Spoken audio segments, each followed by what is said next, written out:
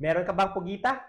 Hi mga idol, ako si Doc Dogs. And welcome back to my channel. Para sa mga bago lang sa channel ko, I'm a board-certified ophthalmologist and a retina specialist here in the Philippines. So if you want medical and eye contents, please don't forget to hit that subscribe button and turn on that notification bell for more videos like this. Oops! Disclaimer lang, ang mga videos na ginagawa ko ay hindi para ma-diagnose ang mga iba't ibang sakit nyo sa mata. Dahil mahirap mag-diagnose sa ganitong platform. Bagkos, ito ay ginagawa ko para mas maintindihan nyo ng mabuti ang mga sakit ng inyong mga mata na na-diagnose na sa inyo. Ang pagpapa-check up sa inyong mga ophthalmologist ay ine-encourage. And for today's video, pag-usapan naman natin ang mga dapat mong malaman about sa sakit na pugita. Tara, let's discuss. May dalawang klase ng pugita, ang pterygium at ang pinguecula. Ang pinguecula ay yung parang yellowish na bump or nakaubo sa puting parte ng iyong mga mata. Pwede itong maglaman ng mga inflammatory proteins na pwedeng mag-cause ng pamamaga at paglala nito.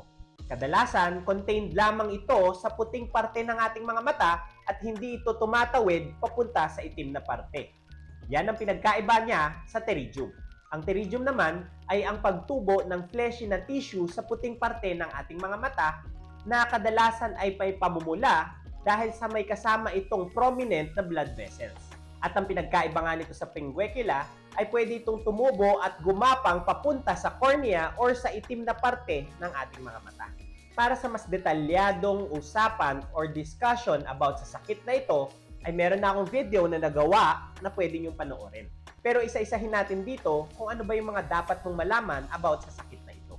Una, ang pinguecula ay madalas makita sa puting parte ng ating mga mata sa side na bandang ilong. Madalang itong makita sa bandang tenga na puting parte ng ating mata. Ganon din ang pterygium, mas madalas itong makita sa nasal side or sa bandang ilong kesa sa may bandang tenga. However, mas madalas naman makita sa bandang tenga ang pterygium kesa sa pinguecula. Actually, pwedeng makita ang pterygium sa parehong side sa may bandang ilong at bandang tenga at the same time. At ng parehong mata, lalo na kung malala na ito. Pangalawa, ang pinguecula at pterygium ay madalas nangyayari kapag matagal nang naiirita ang ating mga mata, lalo na kung dahil ito sa hangin, alikabok at usok. Nagkakaroon kasi ng pagbabago dun sa balat na bumabalot sa puting parte ng mga mata na tinatawag na conjunctiva, na naglilid sa excess na pagtubo nito or pugita. Pangatlo, ang pinguecula, kahit ito'y mild lamang, ay pwede itong lumala at maging pterygium. Tulad ng nabanggit ko, ang pinguecula ay usually contained lamang sa puting parte ng ating mga mata. Pero pwede itong lumala at mag-lead sa pterygium at tumawid sa itim na parte ng ating mga mata na pwedeng humarang sa ating mga paningin. Pang-apat ay tinatawag din ang pugita na surfer's eye or farmer's eye. Sila kasi ang mga madalas mababad sa ilalim ng araw at na-e-expose sa ultraviolet rays nito. Dahil bukod sa alikabok at usok, ang sunlight or ultraviolet rays nito ay ang isa sa mga pinaka-common na pwedeng mag-cause ng excess na growth ng conjunctiva or pugita. Panglima, ang pugita usually hindi naman ito delikado. Pero kapag ito ay malala na, ay pwede nitong mabago ang shape ng cornea na pwedeng mag-lead sa astigmatism or grado sa mata at pagkalabo ng paningin.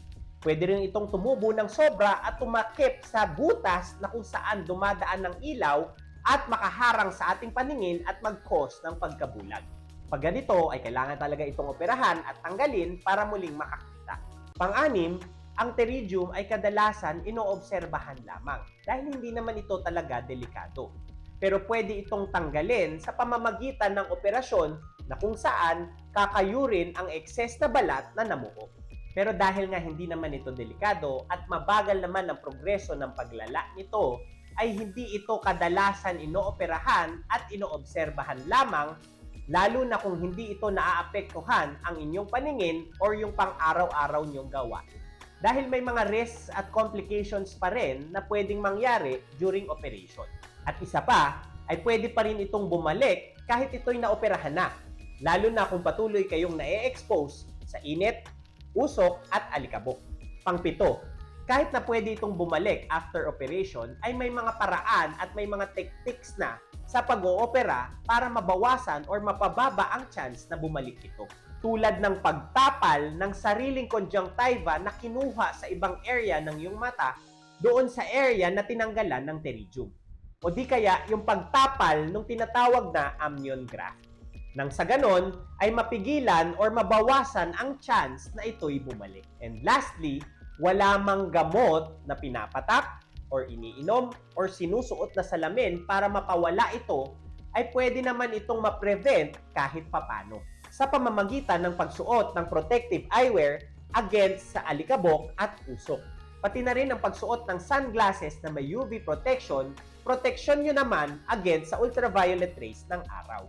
Panatilihin ding parating moist or basa ang inyong mga mata sa pamamagitan ng pagpatak ng kahit anong artificial tears na mabibili nyo sa inyong mga butika na over-the-counter naman. Hindi man ito mapapawala ang pugita, pero pwede itong makatulong para maibsan ang mga sintomas na dulot nito tulad ng mabilis na pagtuyo ng mata, paghapde, parang may puwing, pagluluha at pamumula na pwede nyong ipatak sa inyong mga mata hanggang sa 4 na beses sa isang araw kung kinakailangan.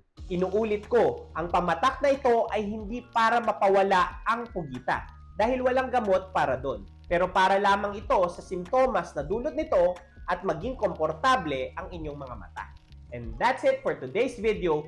Ngayon, alam nyo na yung mga dapat nyong malaman about sa sakit na pugita. Please don't forget to like, comment kung may mga questions or suggestions kayong topics, subscribe, and hit that notification bell for more medical and eye contents.